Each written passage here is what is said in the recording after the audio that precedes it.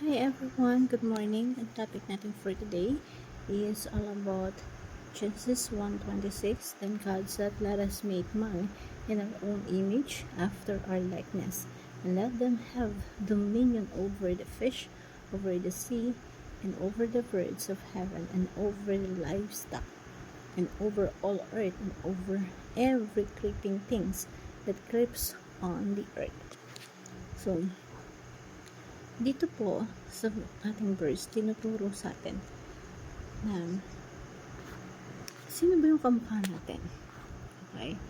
So, likeness of God.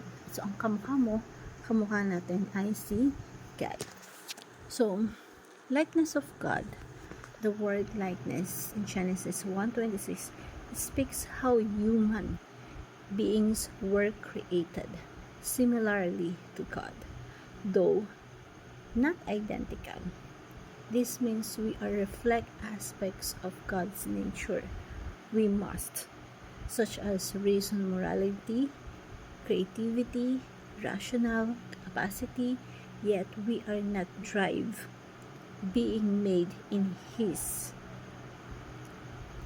likeness. Remind us of our dignity, purpose, and a special role we have in creation as image bearers designed to glorify Him.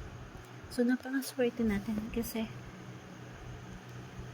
merong character na kamukha tayo, and that is the character of our Lord Jesus Christ. So, the first teaching for today is, what does it mean to be made in likeness of God? So, human are God's creative rulers. As a human, we are rulers here on earth, and we are creations of God in creative way. And so, huwag mong isipin na pangit ka. Huwag mong isipin na hindi ka maganda, hindi ka gwapo. Because ang kamukha mo ay si God. God talking, this time sa verse na to, God talking in Trinity. Wala ka dapat pakialam sa iba. Ang nasa isip mo dapat, that you are likeness of God. God create you in a special way. You are one of the ruler. Tayo po ay tagapamahala ng ating Panginoon dito sa earth. And you have something gift. Diba? God created you, me, every one of us in something unique, beautiful. We are created to do many things because we are created in His own image. At napakalaki natin. So, kung ikaw sa tingin mo wala kang kwenta, ang pangit mo, no. You are likeness of God. And let us have dominion here on earth. Tayo ay creative, and ito po ay parte ng ating pagiging creative ruler of God's here on earth. May potential ka, may mga bagay na ibigay sa atin ang Panginoong Diyos na kailangan nating gamitin.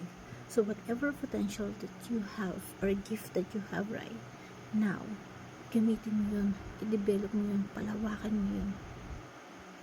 Because we are human and God's developer. Kung ano man ang meron ka ngayon, kailangan mo itong palaguin. What God entrusts you right now, develop it. So sabi nga sa Genesis 1:28, and God blessed them, and God said to them, be beautiful and multiply, and fill the earth, and subdue it, and have dominion over the sea of and over the birds in heaven, and over every living things moves on earth. Napakaswerte natin because God created us in a creative way. You have a unique something that you can develop. Use it. Binigyan ka. Parang isa kang buto. Isa tayong seeds na kailangan nating i-develop. Kailangan nating mapalago kung ano man meron tayo. Yung isang klase ng buto na kapag tinanim mo, dapat hindi mamatay.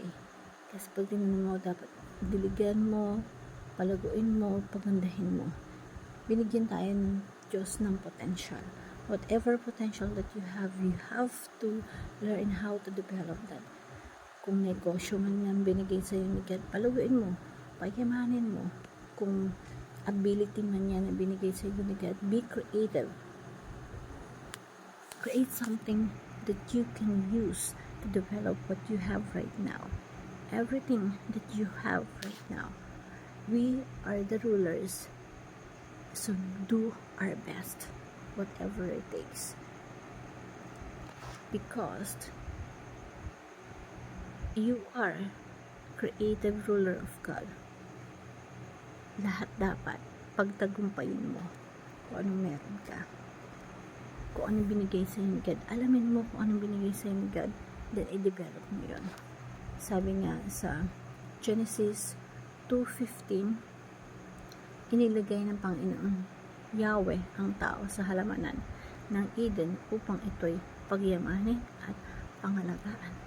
So, whatever that you have right now, skills man yan, talent man yan, kayamanan man yan, relationship man yan, pamilya man yan, you have to grow that. You have to develop that. You have to create something beautiful on that things that God entrusted you.